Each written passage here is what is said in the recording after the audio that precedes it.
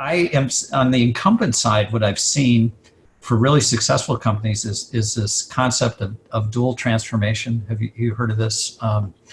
So you've got the existing business and then the new business. Oh, yeah. Uh-huh. And so call the existing A, and you run that as efficiently as possible. And then B is the whatever the new business is. And I'd say, broadly speaking, in health, healthcare is A and health is B. You know, if you're going to try and compete on health, that's very different than trying to compete on healthcare. And yet, if we're going to go to population health models and vertical integration, you're going to have to compete on health.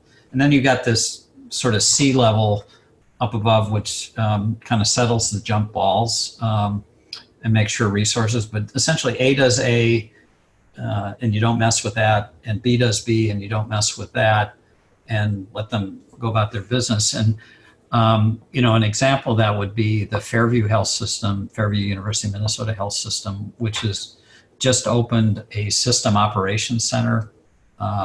They used to have 600 ways of calling into Fairview. Now there's one center, so one call does it all.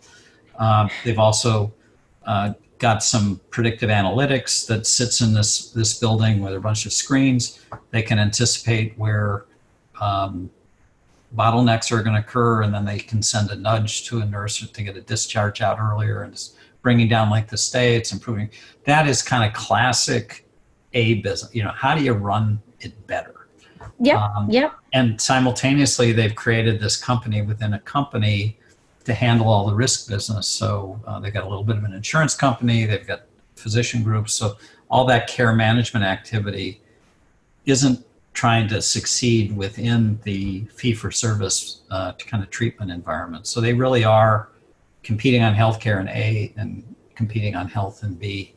Different budget, different culture, different goals. Yeah. Absolutely. You completely understand. And so it's really hard to do. I mean, but I think if you try to do both inside the same company, it fails. It's just, you know, like when Kodak tried to do digital photography inside the film business, and film ate digital for lunch and ultimately, you know, choked on it. So it's just one roadblock after another.